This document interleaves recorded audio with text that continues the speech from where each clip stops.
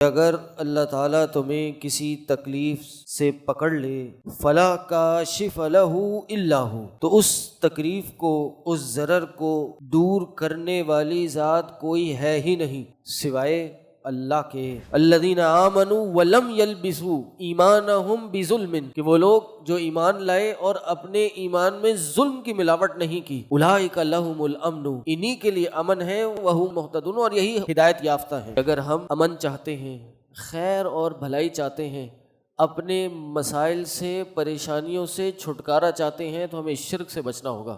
اگر کوئی مسئلہ اس قوم میں ہے، اس امت میں ہے، جس پہ کام کرنے کی ضرورت ہے، تو وہ شرک ہے، وہ اللہ کی توحید میں کسی دوسرے کو شریک کرنا ہے۔ اللہ کے نبی صلی اللہ علیہ وسلم نے فرمایا قولوا لا الہ الا اللہ تفلحوا، کہا تم لا الہ الا اللہ اپنی زبان سے کہہ دو، اس پہ عمل کر لو، تفلحوا، تم کامیاب ہو جاؤ گے۔ شهر رمضان الذي أنزل فيه القرآن هدى للناس وبينات من الهدى والفرقان فمن شهد منكم الشهر فليصم ومن كان مريضا أو على سفر فعدة الصلاة والسلام على نبينا محمد وعلى آلہ وصحبہ اجمعین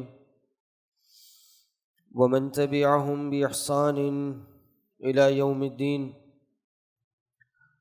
رب اشرح لی صدری ویسر لی امری واحلل عقدۃ من لسانی یفقہوا قولی۔ فاعوذ باللہ السمیع العلیم من الشیطان الرجیم من حمزه ونفخه ونفثه، بسم اللہ الرحمن الرحیم۔ وَإِن يَمْسَسْكَ اللَّهُ بِضُرٍّ فَلَا كَاشِفَ لَهُ إِلَّا هُوَ وَإِن يُرِدْكَ بِخَيْرٍ فَلَا رَادَّ لِفَضْلِهِ يُصِيبُ بِهِ مَن يَشَاءُ مِنْ عِبَادِهِ وَهُوَ الْغَفُورُ الرَّحِيمُ۔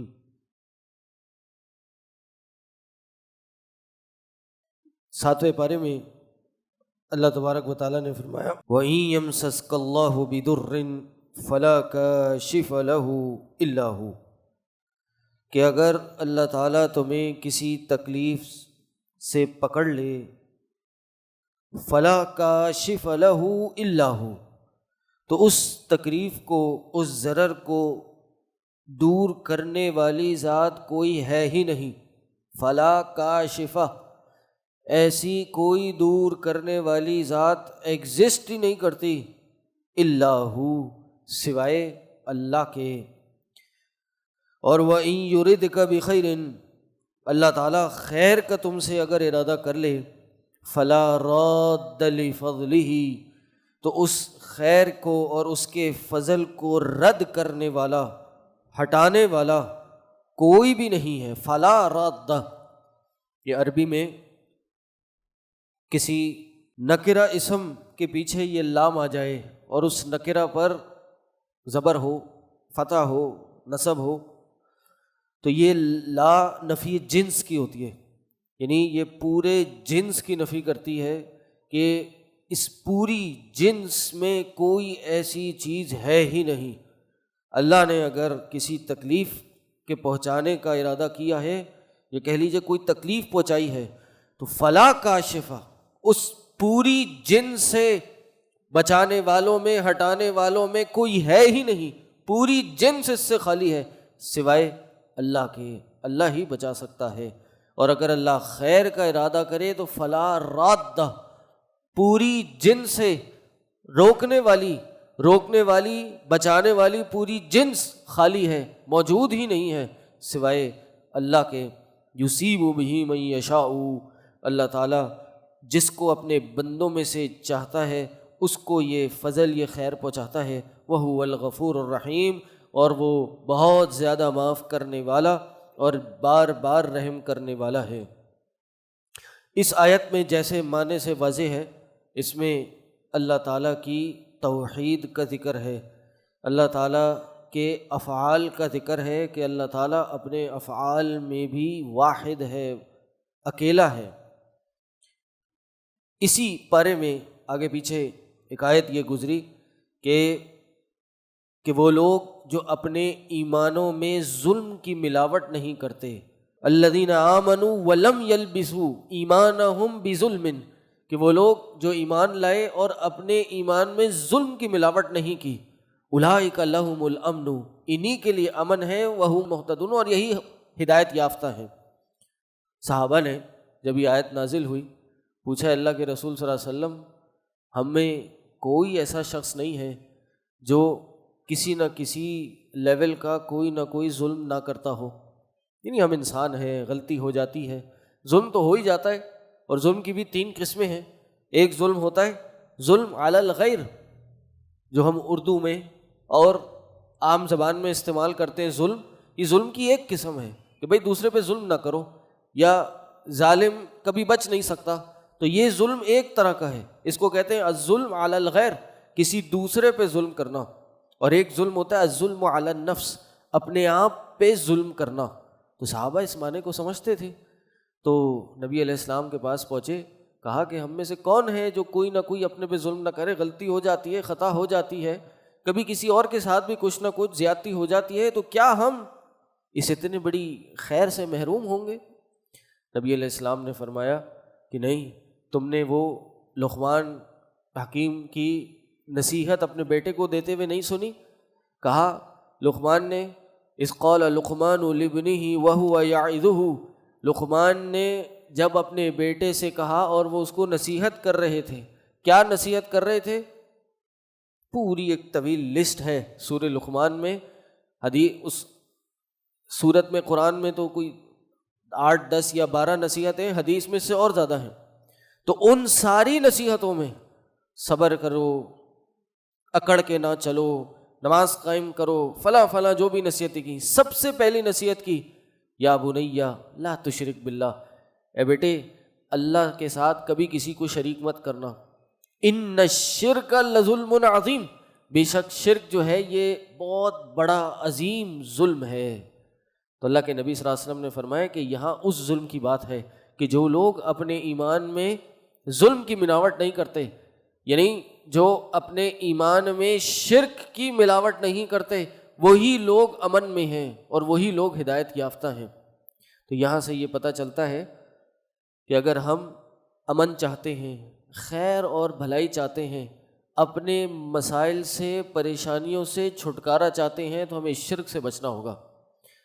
آج اس قوم کا مسئلہ یقیناً یہ ہے کہ ہم بدعمالیوں میں، گناہوں میں اور ایک دوسرے کا مال ہڑپ کرنے میں، حرام کمائیوں میں مبتلا ہیں، یقیناً ہے، لیکن یہ اتنا بڑا مسئلہ نہیں ہے جتنا بڑا مسئلہ یہ شرک ہے۔ اگر کوئی مسئلہ اس قوم میں ہے، اس امت میں ہے، جس پہ کام کرنے کی ضرورت ہے تو وہ شرک ہے، وہ اللہ کی توحید میں کسی دوسرے کو شریک کرنا ہے۔ اللہ کے نبی صلی اللہ علیہ وسلم نے فرمایا، آپ نے وہ واقعہ سنا ہوگا کہ جب پہلی دفعہ وہ پہاڑ پہ چڑھے تھے اور اعلانیہ دعوت کرنا شروع کی تھی، کیا کہا کھڑے ہو کے؟ کہا قولوا لا الہ الا اللہ تفلحوا، کہا تم لا الہ الا اللہ اپنی زبان سے کہہ دو، اس پہ عمل کر لو، تفلحوا، تم کامیاب ہو جاؤ گے۔ یعنی کامیاب اگر ہونا ہے بحیثیت امت، بحیثیت پوری جماعت، آج کا زمانہ ہو، آج سے پہلے کا زمانہ ہو، 500 سال پہلے، 14 سال پہلے، یا اگلے آنے والے کئی ہزار سال ہوں، اس میں اگر ہم نے کامیاب ہونا ہے، اس میں اگر ہمیں امن چاہیے، ظاہری طور پہ، باطنی طور پہ، تو ہمیں شرک سے بچنا ہوگا۔ نبی کریم صلی اللہ علیہ وسلم نے فرمایا کہ قولوا لا الہ الا اللہ تفلحوا، تم لا الہ الا اللہ کہہ دو، کامیاب ہو جاؤ گے۔ اب ہم میں سے، ہم جیسا کوئی وہاں کھڑا ہوتا، معذرت کے ساتھ، ہم جیسا کوئی شخص کھڑا ہوتا جس کو لا الہ الا اللہ کا ترجمہ ہی نہیں آتا ہوتا، یہ الہ کا معنی ہی نہیں پتہ ہوتا، اس کلمے کو اپنی زبان سے ادا کرنے کے کیا تقاضے ہیں وہ پتہ ہی نہ ہوتے، تو فوراً زبان سے کہہ دیتے لا الہ الا اللہ۔ ہاں بھائی، ہمیں کسی نے کہا پڑھنے کو، ہم نے لا الہ الا اللہ پڑھ دیا، لیکن اس وقت جو لوگ وہاں موجود تھے انہوں نے اپنی زبان سے ادا نہیں کیا، کیونکہ اس کلمے کا مقصد صرف پڑھ کے ایک کان سے داخل کر کے دوسرے کان سے نکالنا نہیں تھا۔ اگر یہ اپنی زبان سے ادا کر دیتے لا الہ الا اللہ، تو وہ جو پورا شرک کا بازار گرم کیا ہوا تھا، پورا جو اپنے آباء و اجداد کے دین پہ چل رہے تھے، ان کو پتہ تھا کہ ہمیں یہ چھوڑنا ہے۔ یہ صرف زبان سے کہنا نہیں ہے کہ لا الہ الا اللہ بس کہہ دیا، ترجمہ ہی نہیں آتا لوگوں کو اس کا۔ لوگ کہتے ہیں جی لا الہ الا اللہ کا مطلب کیا ہے؟ اللہ ایک ہے۔ لیکن وہ عربی دان تھے، وہ سمجھتے تھے کہ الہ کا مقصد یہ ہے کہ ہم نے کسی کی غیر اللہ کی نظر و نیاز نہیں کرنی، ہم نے ذبح لغیر اللہ نہیں کرنا، ہم نے کسی مخلوق میں تبرک کا عقیدہ نہیں رکھنا، اس سے نفع نقصان کا عقیدہ نہیں رکھنا، یہ جتنے بت لات منات عزا ہم نے بنائے ہوئے ان سب کو ہمیں چھوڑنا ہوگا۔ یہ سب ان کو سمجھ آ رہی تھی، اس بنا پہ انہوں نے وہ زبان سے وہ ادا نہیں کیا۔ نبی علیہ السلام نے فرمایا کہ تم کامیاب ہو جاؤ گے اگر تم نے یہ کہہ دیا، اور آگے کیا فرمایا؟ تملک العرب والعجم، عرب اور عجم کے مالک ہو جاؤ گے۔ اللہ اکبر۔ کہا تم اگر توحید پہ آ جاؤ تو عرب اور عجم، مشرق اور مغرب تمہارے قدموں میں آ کے گر پڑیں گے۔ اور یہی ہوا، مسلمانوں نے توحید کو اپنایا، صحابہ نے توحید کی دعوت کو اس دنیا میں پھیلانا شروع کیا، اور چند سال کا عرصہ گزرا، 100 سال بھی نہیں گزرے، یعنی چند دہائی بھی نہیں گزری کہ حضرت عمر کے زمانے میں مسلمانوں کی جو حکومت تھی وہ 2/3 دنیا تک جا پہنچی تھی۔ یہ بتائیے حضرت عمر کے زمانے تک یا اس سے بھی آگے چلے جائیے، مسلمانوں میں کتنا شرک پایا جاتا تھا۔ کہیں پہ یہ تذکرے ملتے ہیں کہ قبریں بنائی گئیں، قبریں اونچی کی گئیں، اور ان سے نظر نیاز کے عقیدے رکھے گئے۔ اللہ کے نبی صلی اللہ علیہ وسلم کی زندگی لے لیجئے، نبی علیہ السلام نے اپنی زندگی میں کئی ان کے جو محبوب تھے ان کو دفنایا۔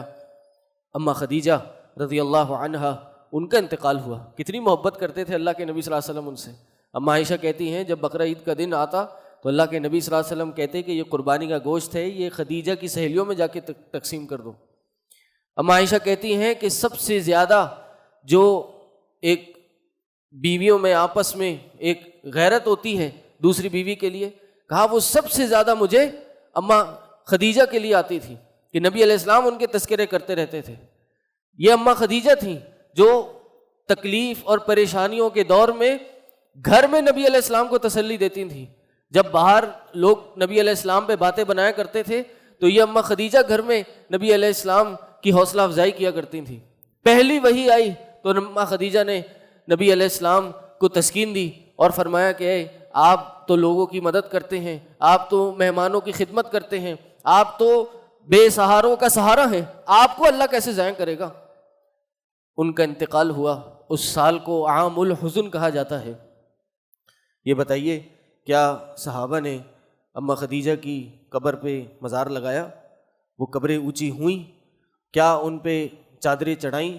کیا ان سے تبرک کا عقیدہ رکھا؟ نہیں۔ حمزہ رضی اللہ عنہ، یہ اسد اللہ کا لقب ان کو ملا۔ احد میں انہوں نے جو جہاد کیا اس کی مثال اب سب نے سنی ہوئی ہے۔ ان کا انتقال ہوا، یہ نبی علیہ السلام کے ڈبل ٹرپل رشتہ دار تھے۔ ایک نبی علیہ السلام کے چچا بھی تھے، دوسرا نبی علیہ السلام کے رضائی بھائی تھے۔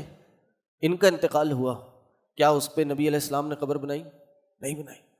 نبی علیہ السلام کے بیٹے ابراہیم، ان کا انتقال ہوتا ہے، مدینہ میں افسوس کا اور غم کا ماحول بنا ہوتا ہے۔ نبی علیہ السلام سسکیوں کے ساتھ روتے ہیں، وہ ایک نازک سا ابراہیم اس کو گود میں لیے جا رہے ہیں اور آنکھوں سے آنسو جاری ہیں۔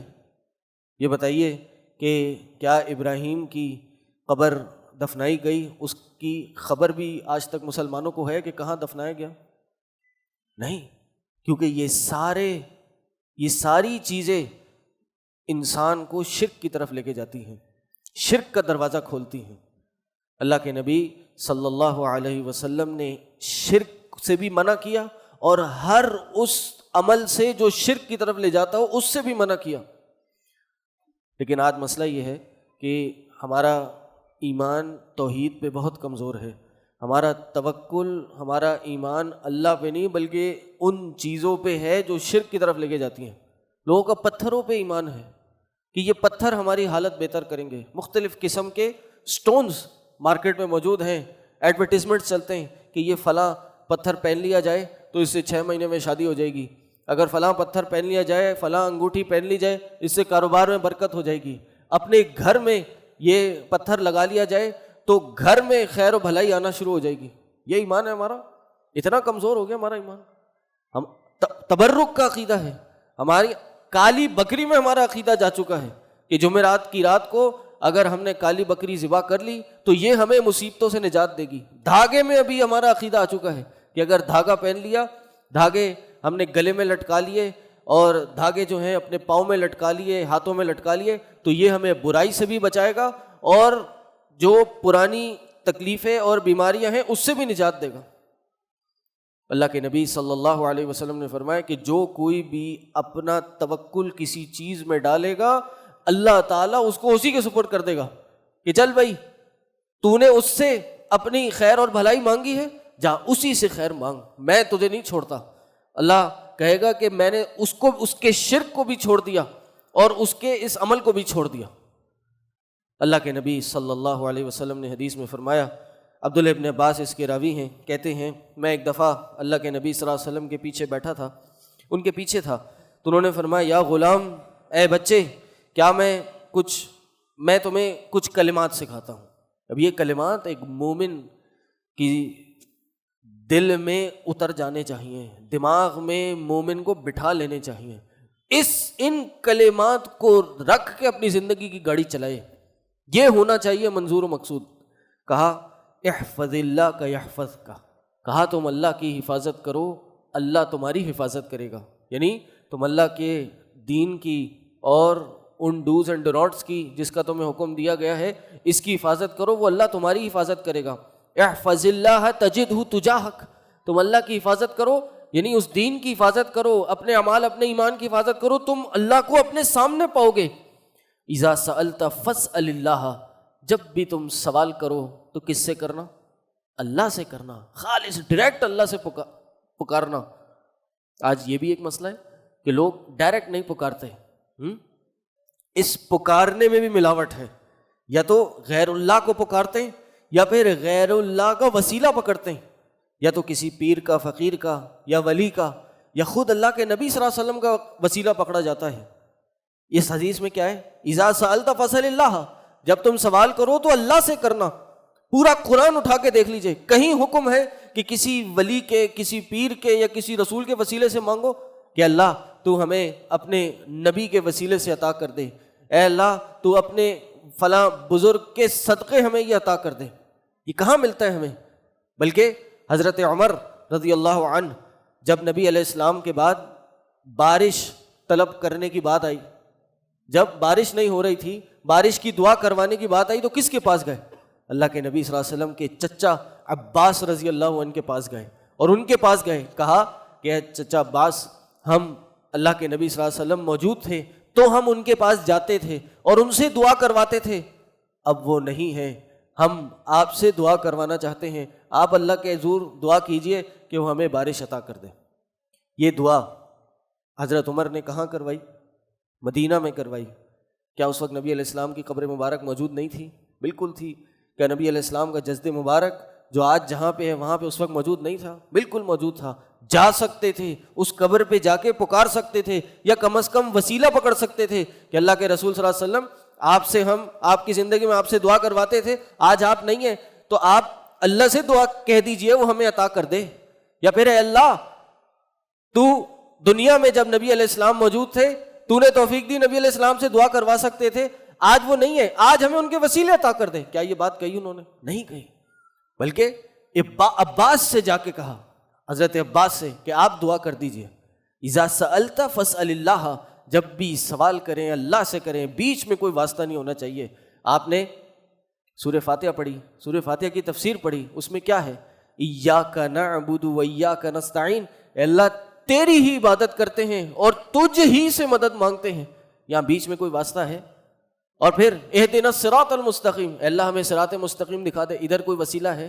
نہیں ہے، ڈائریکٹ اللہ سے مانگا ہے۔ وقال ربکم ادعونی استجب لکم، تمہارا رب کہتا ہے مجھ سے مانگو، مجھے پکارو، میں تمہاری پکار کا جواب دوں گا۔ یہ کہاں ہے وسیلے؟ یہ ساری چیزیں ہم نے آج بنا دی ہیں، یہ بناوٹی چیزیں، یہ برے عقیدے، یہ شرک عقیدے، جس کی وجہ سے دن بدن ہم پستی پہ جاتے جا رہے ہیں۔ امن تو بہت دور کی بات، اس قوم میں دینداری برائے نام بڑھتی چلی جا رہی ہے اور شرک بھی بڑھتا چلا جا رہا ہے، اور ذلت اور رسوائی بھی بڑھتی چلی جا رہی ہے۔ کیا مسلمانوں کی تعداد دن بدن نہیں بڑھ رہی؟ بالکل بڑھ رہی ہے۔ کیا جماعتوں کی دینی کام کرنے والوں کی تعداد نہیں بڑھ رہی؟ بالکل بڑھ رہی ہے، لیکن شرک اور کفر اس کا خاتمہ نہیں ہو رہا، اور نتیجہ کیا ہو رہا ہے کہ امت بہتری کی طرف نہیں بلکہ تنزلی کی طرف جا رہی ہے، ذلت اور رسوائی کا شکار ہو رہی ہے۔ کیا ہوا؟ یہ 100 دن 150 دن یا شاید اس سے بھی زیادہ یہ اسرائیل نے بمباری نہیں کی فلسطینیوں پر، مظلوم بچے بچیاں اور پوری امت مسلمہ تماشائی بن کے دیکھتی رہی۔ جو کر سکتا تھا اس نے بھی نہیں کیا، اور جو نہیں کر سکتا تھا کچھ وہ بھی کچھ نہیں کر سکا۔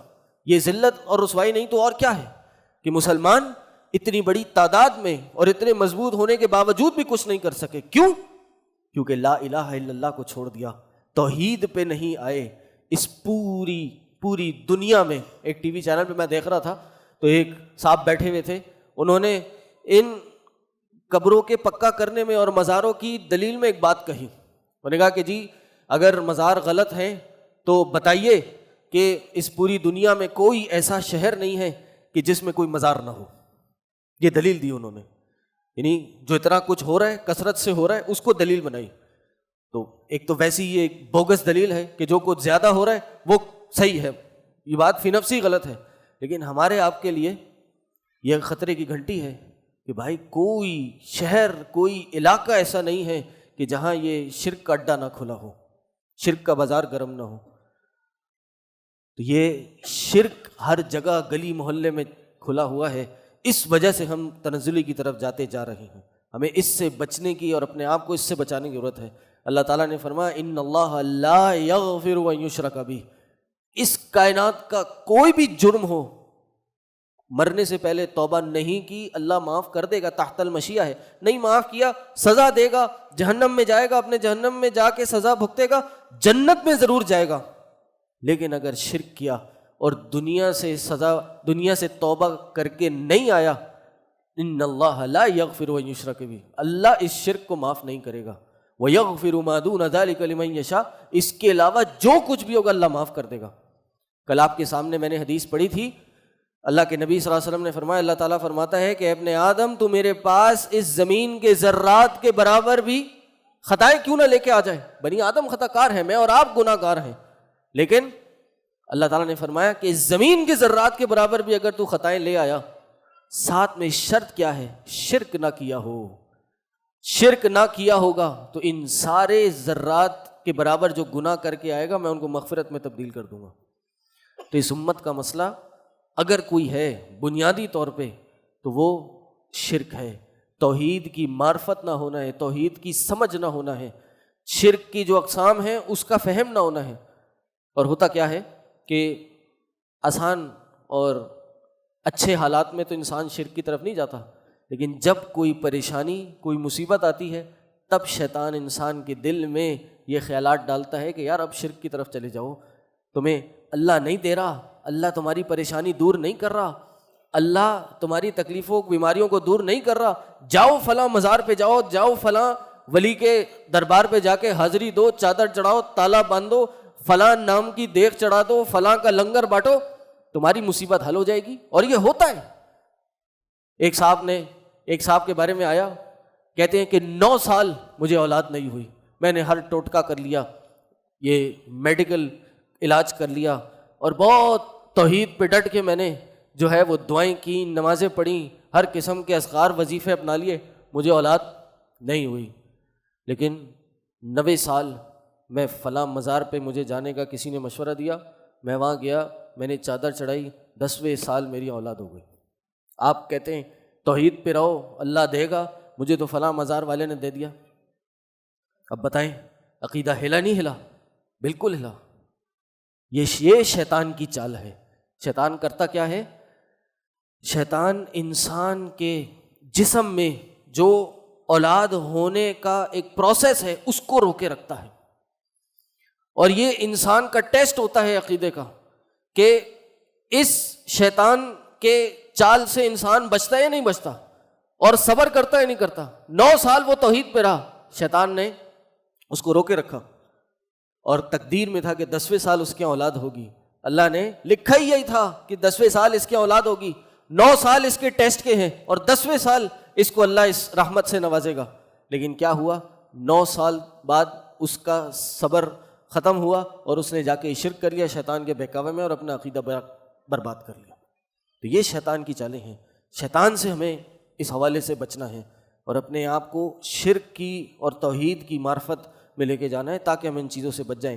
حدیث پوری ہوتی ہے، فرمایا اذا استعنت فاستعن باللہ، جب تم مدد مانگو تو اللہ سے مدد مانگنا، اور یہ جان لو اگر پوری امت اس بات پہ اکٹھی ہو جائے کہ تمہیں کسی چیز پہ فائدہ دے، وہ نہیں فائدہ دے سکتی سوائے اس چیز پہ جو اللہ نے تمہاری تقدیر میں لکھ دی۔ تقدیر میں لکھا ہے دنیا ادھر سے ادھر ہو جائے، مل کے رہے گی، پوری کائنات اکٹھی ہو جائے، وہ چیز تمہیں مل کے رہے گی اگر اللہ نے فائدہ تمہاری تقدیر میں لکھا ہے۔ لیکن اگر وہ تمہیں کسی نقصان پہ کرنے پہ اکٹھا ہو جائے اور تقدیر میں وہ نقصان نہیں لکھا تو وہ نقصان تمہیں نہیں پہنچا سکتی، نہ فائدہ دے سکتی نہ نقصان دے سکتی۔ فرمایا صرف کرنے کا کام یہ ہے کہ احفظ اللہ تجدہ امامک، تم اللہ کی حفاظت کرو، تم اللہ کو اپنے سامنے پاؤ گے، تم آسانیوں میں خوشحالی میں اللہ کو یاد رکھو، اللہ تعالیٰ تمہیں تکلیف کے دنوں میں یاد رکھے گا۔ یہ بات یاد رکھو، جو چیز تمہیں نہیں پہنچنی وہ تمہیں کبھی نہیں پہنچ سکتی، اور جو چیز تمہیں پہنچنی ہے وہ کبھی تم سے مس نہیں ہو سکتی، کبھی چھینی نہیں جا سکتی۔ اور جان لو صبر کے ساتھ ہی نصرت آتی ہے، مدد آتی ہے، اور تکلیف کے ساتھ ہی آسانی آتی ہے، اور ہر مشکل کے ساتھ آسانی آتی ہے۔ یہ انسان کی توحید پکی ہو تو یہ سارے نتائج اس کو دنیا میں ملیں گے۔ اللہ سے دعا ہے اللہ تعالیٰ ہم سب کو توحید پہ عمل کرنے کی توفیق عطا کرے، اللہ تعالیٰ ہمیں شرک کی برائیوں سے اور شرک کی تمام اقسام کو سمجھ کر اس سے دور رہنے کی توفیق عطا کرے۔ وآخر دعوانا الحمدللہ رب العالمین، سبحانک اللہم وبحمدک اشہد ان لا الہ الا انت استغفرک واتوب الیک۔ السلام علیکم ورحمۃ اللہ وبرکاتہ۔ آج یہ دورہ قرآن کی کلاس ہے انشاءاللہ تراویح وتر کے بعد، اور انشاءاللہ 90 پارے کا ہم دورہ کریں گے، اور اس پارے میں شروع میں شعیب علیہ السلام کے قصے کے بعد موسیٰ علیہ السلام کا تفصیلی قصہ ہے، اور وہ نبی علیہ السلام کو یہ دل کی تسکین دینے کے لیے کہ جو اہل مکہ آپ کے ساتھ کر رہے ہیں، جو تکلیفیں آپ مومنین صحابہ کو آ رہی ہیں یہ اس سے پہلے قوموں کو بھی آئی ہیں، خاص طور پہ موسیٰ علیہ السلام کی قوم اور موسیٰ علیہ السلام کو۔ تو انشاءاللہ اس کو پڑھیں گے۔ آپ سب سے درخواست ہے کہ اس دورے میں ضرور شرکت کریں۔ جزاک اللہ خیر، بارک اللہ فیکم، السلام علیکم ورحمۃ اللہ وبرکاتہ۔